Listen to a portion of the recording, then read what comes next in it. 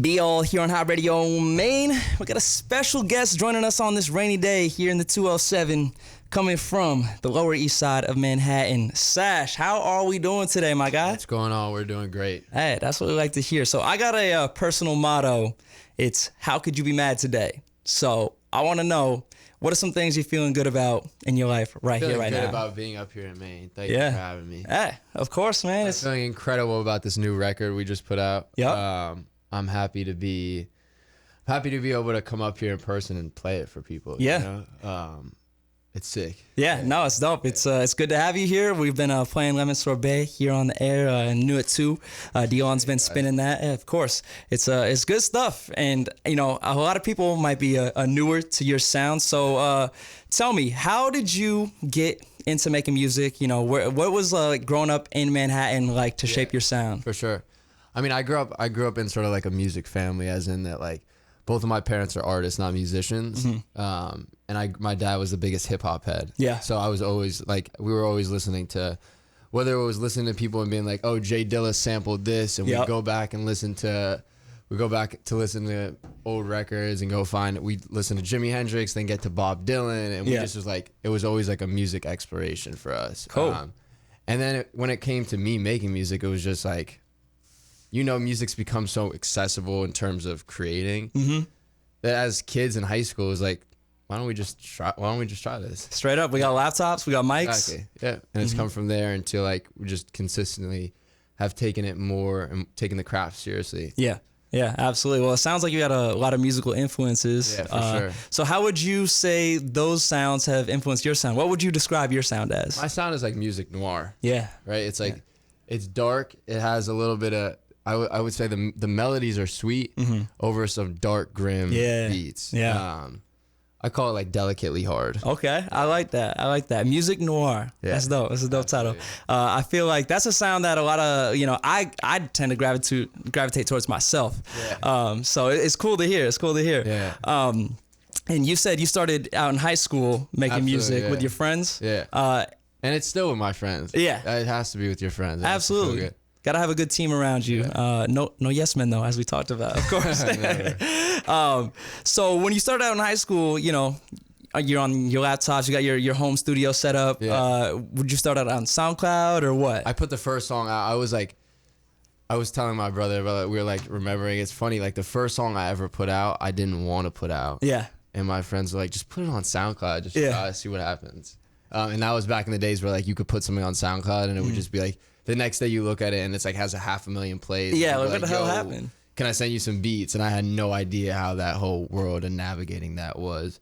But yeah, I put it on SoundCloud and I've just gone from there ever since. From there, you just said, hey, this is my thing. Exactly. Yeah. And it's still that way though. Like it's still like good stuff is always gonna carry, right? Yeah. Like if you put stuff out into the internet now, kids find their way of getting there. No, facts. I feel like that SoundCloud era, you know, obviously birthed a lot of careers, made a lot of people open their eyes to what was possible. Absolutely. And so now here you are. You've been putting out music for a little bit now and signing to Apex Sound with Mike Dean. Yeah. I mean, that's crazy. You're the legend. Yeah. How does that feel? Mike and Apex are both incredible to work with. They just get it. It started with the music too. It was never like, oh, yo, let's develop you as an artist. It was just like, let's try working together and making music. Yeah. I worked with Apex for years. And then I guess it just sort of got to the point where Mike was hearing stuff we were doing now and was like, we want to try making some stuff together. Yeah. We made a few things and it was like, okay, boom. Yeah. Let's just start putting stuff out. And so now you're the first and only artist on the label at the moment. I mean, that's got to be a pretty cool feeling for you.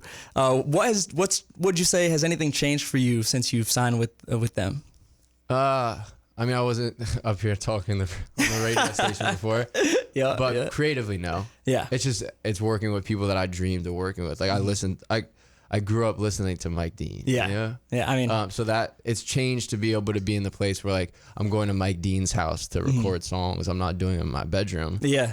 But the creative process is still, it's stayed the same, and the inspirations have stayed the same. Yeah, absolutely. What would you say your creative process is like? I know a lot of people, you know, some artists start with, you know, making the beat and then they kind of get some melodies over there. Some people come with a lyric idea. How is your creative process? I like melodies. I usually just write over melodies. Like I don't even want to call it a loop because they're not always loops, right? Like, we'll usually start with a melody. I'll have some sort of idea, then we'll build out the beat, and I'll finish the writing as we're building out the beat, and we'll just put it all together at once. That's dope. Yeah. That's dope. And you're doing this, in some bigger studios now, I imagine, but also probably still sticking with the bedroom kind of sound, right? Yeah. I mean, we're doing a lot at Mike's house. Yeah. Which is a bigger studio. Yeah, exactly. I'd imagine he has his own studio going up in there. Absolutely.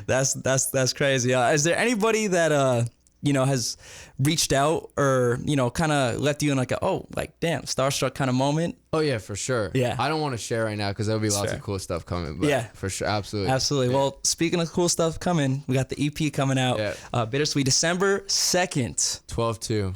Woo. Coming right out, just a couple weeks away, right in time for the holiday season. Exactly. What can people expect to hear when they hear this EP? People can expect to feel the full power of what we're talking about when we say music noir. Mm-hmm. Lemon Sorbet is just a glimpse of how dark and grim the sound can get. Yeah. But also, there's songs that I think that people aren't expecting coming from what I've put out so far. Yeah. And just growing up as a Mike Dean fan, I would say fans of Mike are going to be pretty okay, here's influence a little bit. Yeah. That's what's up. Do you have any shows planned, on the other side of the new year? Or? Yeah, we have some stuff planned. We're mostly in New York. Okay, cool. Just around kind of like some, probably cool for you, some venues you probably wanted to perform at. Yeah, we were just talking about that right now. Yeah? Yeah. Any, what are the spots? Do we know yet, or? We don't know. We're working on one thing that I don't want to. Okay, no, that's fair. That's fair, totally. I feel like the live show aspect really brings it all together. Like, I don't know about you, but I just feel like when I see an artist get up on stage, of course, kill it, and that's the first time I get to experience them. That's a lot of the reason why I'm doing this right now is like being in the crowd watching people that I grew up listening, or being in high school and being at a Travis Scott concert, and watching and sitting there and being inspired by that is like I want to turn this feeling around and have someone sit in the crowd and be like, I can do this too. Absolutely. Nah, it's cool because like that experience can turn somebody into a super fan. Absolutely. Like you mightn't. I feel like for people who haven't heard the music or who have, but especially those who haven't, if their first experience is you getting up on stage, absolutely crushing it, you probably just made a super fan for life. So that's pretty cool. For sure. And so being from New York, I know I heard you talking about the Yankees a little bit. Are you a sports fan in general? Or Absolutely. Basketball? Absolutely. Everything. Were you a Knicks guy? I'm not. Yeah, I'm a little bit unlucky to be a Knicks fan, but we love the Knicks. Hey, you got to support your team. Exactly. I know it hasn't been the smoothest sailing. I'm a Celtics fan personally, so we kind of got our little times. We've had some times. We've had our riffs. New York, Boston. It is what it is. Yeah. Do you have any predictions for the NBA season ahead? Oof. I would say that I don't have any predictions, but I'm interested. It's nice to watch the turning of tides and everything. Yeah. Like all these young guys are incredible. It's crazy. I'm sitting here watching, like on the way down here, I was watching all the John Morant stuff last night. It's incredible to see the young guys across everything. Music, acting. Crushing it. Coming up, it's a new generation. I mean, the tables are turning. Kind of sad to see someone like, LeBron on his way out, but it's cool to see the newer generation come in. That's how how it goes. And that's the same thing you doing now. I mean, you the new generation coming in. What can we expect heading into the new year? EP is released. We're getting this love and we're getting all this, these reactions. What are we expecting for 2023? There's gonna be a lot more. Yeah. There's gonna be I would call this project almost like a batch of music. And there's gonna be a lot where we've already made so much stuff that there's gonna be a lot of projects coming out often. Yeah. And we're in the time where that's digestible to where I can give you like a glimpse of a few weeks or a month of however long it takes to make these batches of music, and we're just gonna put them out often. Yeah. And it's just gonna feel like the here and now of what we want to say. And we're gonna be able to put that out more often than you would have ever been able to in the past. I feel like that's a cool way to do it, as opposed to like, some artists go hide, and like everyone's got their own process, but some artists hide out for a couple years and then they're like, bam, album. But the batches thing kind of feels like a seasons. Like you can kind of tap into exactly how I was feeling during this time period. And I'm just always making stuff, so it's not like I don't want to slow that down. Yeah. There's no reason to slow that down, especially when it's like we're doing this so that we can be able to sit, like we want to be able to put out a consistent conversation. And I don't want to hold back songs that I love. I want you to hear them too. Yeah. Absolutely. You want to get the people out here feeling that feel. Exactly. I think it's pretty cool, you know, to see it all happen. I'm sure for you as well. Like you said, this is your first time up in Maine. You know, you're on the radio. You did Hot 97 yesterday. Yeah, that was the first radio thing. Yeah. Like, damn, talk about a coming out party right there. A New York coming out party. Yeah, absolutely. A lot of cool stuff happening for you, man. I'm happy for you. Thank you. Man. Yeah, no doubt. So, being your first time in Maine, you know, we just went out to have some lobster rolls and, you know, oysters and all this and that. What are you thinking? You want to come up here in the wintertime when it's a blizzard? Or? I love a blizzard. I want to say I've never seen a Maine blizzard, so I guess I can't say I love a Maine blizzard. You might want to hold back on that, though. I'm going to tell you right now. I was living in Brooklyn. The winters were mild as hell compared to this. Yeah, maybe I'll see you in March. Maybe. We'll get you up here for a show or something. Oh, man. So with the EP, of course, Lemon Sorbet is out now. Do you think the sound of Lemon Sorbet, was that like the first song of the season that kind of inspired the EP, or was this kind of like you know, you were in the process of making this batch and that was kind of a song that stood out for you? I think coincidentally it was one of the first songs that we really stuck to. But it wasn't the first song that we were like, oh, we're gonna follow suit with a vibe like this. But it definitely speaks for the batch. Yeah.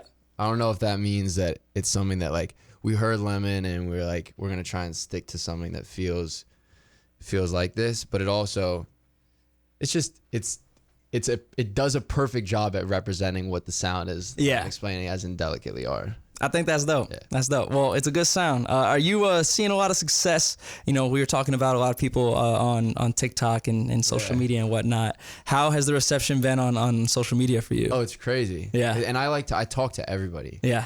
So I'm just sitting here like just amazed by like how like kids connect with it. And it's not amazed because I always just go off my North Star of what I feel like feels good. And I'm a kid. But it's nice to obviously have that reception. Yeah. Well, Sash out here in the comments, where can we find you and follow you? At Sash. At Sash.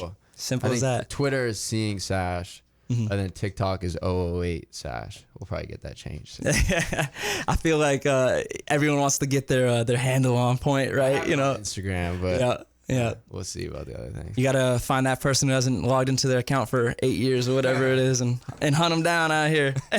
At Sash, go hit him up on socials. He's out here in the comments. Want to do a little lightning round of questions real quick? Let's do it. All right. Favorite video game as a kid? Ooh, Madden. Madden? All right, cool. I was always a 2K guy. Yeah. It's kind of gone downhill. I got more into 2K as I got older, but Madden was definitely the kids' game. All right, dope. Xbox or PlayStation? Xbox.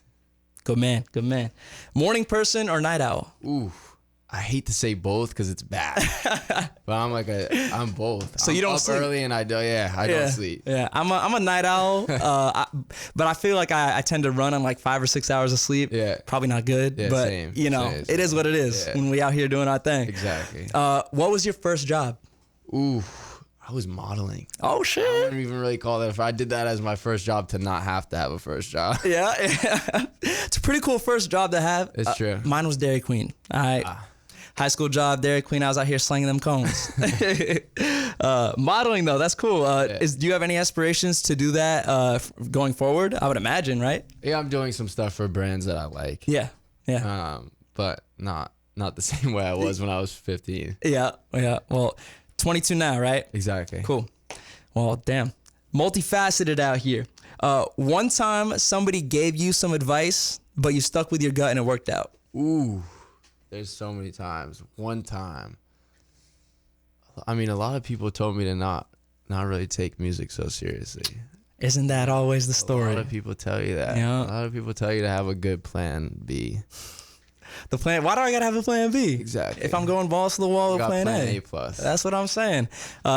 Who would you say, like friends, family? Were no. Friends, family. I mean, maybe there's some sort of friends that have good advice, but quote unquote. My family's the best. Yeah. Just people along the way. Well, you did say you come from a musical family, so I'd imagine they'd be pushing you to. Yeah, they love it. They're listening right now. Yeah, they're listening. Hi, mom. Hi, dad. You know, they're gonna be front row at all the shows and whatnot, 100%. As it should be. What would you say to your ex? Ooh. I wouldn't say anything because I actually don't have any exes that. Yeah. Not worth speaking. Anything. Yeah, I feel it. We keeping them lips zipped. Do you have any hidden talents? Hidden talents. Can this man cook? Does he like that? It's worth being a hidden talent. Oh, man. You know, I used to skateboard a lot. Oh, word. I could run. I did a marathon. Damn. I can run. For real? I can run. You do track and field in high school? Good pain tolerance. No, I didn't do track and field. No. I'm just from New York, so I was like, do a marathon. Yeah, I feel that. I feel that. I mean, call that a hidden talent though, because you know everybody can. A lot of people in New York were walking and running around. That's for sure. I remember, like I said, I was living in Brooklyn for a few months. And you got your steps in. For sure. I got my steps in. You know, and here in Maine, you can't do that. You need a car up here. And in Brooklyn though, I was walking everywhere. I was like, 40 minutes. That's nothing. I'll walk that. I feel like that's a New York trait, no doubt. You miss that in other places. Yeah, sure. Yeah. You get fit. You get fit. Happiest moment of your life thus far? Ooh. Happiest moment. I would say happiest moment is feeling like, I wouldn't say it's one moment, but it's feeling like that this has all started to make sense. Yeah. Wise, right? You put in a lot of. There's a lot of years and time spent. You put in your 10,000 hours, you do the whole 9, and it's all these moments that lead up to like something that could feel so instant, right? Yeah. Like you get the right call from the first person. It makes all those years. A lot of people see the 5-minute job. They don't see the 10 years that it took to learn to do it in 5 minutes. You know, so you got to do it. Yeah. Those 10,000 hours important if you want to be at this point. Yeah. It sounds like you've been putting them in. So good on you, man. And we won't stop. You know. Nah. It's only the very beginning. For real. Like you're most vulnerable when you get to that point where you think you did something cool. That's actually pretty good. You know? You're the most vulnerable. Say that again. You're the most vulnerable when you think you got to the finish line. Oh, yeah. No, you still on that journey. That's right. Enjoy the journey. Just at the start, Yeah, absolutely. Long journey ahead, though. Yep. We're going to keep putting in that work. One word to describe Sash. Sleek. Hey, this man told you like that. Drop the mic. Never been to Maine before. We're here in Maine for the very first time. Unfortunately, it's a very New England rainy day out here. It's a beautiful rainy day. Yeah. We'll have to get you back up here in the summertime when it's nice and sunny. Get you out there. Here in Maine, typically not during this time of year, we don't say this, but summertime, it really shines through. Our state motto is the way life should be. So I'm curious to know from Sash, what is the way life should be? Life should be purposeful to whatever that means to you, right? Do what makes you feel good and makes you feel like you're living a life of purpose. Yeah. Sounds like that's what you've been doing as of late, man. That's what we're working on. Absolutely. Well, I appreciate you. Being here. Guys. Hey, of course, man. You know, we're going to keep that lemon sorbet going and looking forward to Bittersweet December 2nd. 12/2, yep. All streaming services. Make sure you buy that thing everywhere. All right. And Sash, any last words where they can find you? Anything you want to let the people know? Yeah, just always reach out if there's anything. Like I said, right now I'm answering. I'm just here. I just want to talk about music that we're creating. But yeah, we'll see. There's gonna be. If I come back here in the summer, there'll be a lot of projects out. Yeah. We're gonna have multiple. We'll have a lot more to talk about. Bet. Well, I'm looking forward to that next conversation and seeing how you take it up another notch, my guy. Amazing. Thank you again for having me. Of course.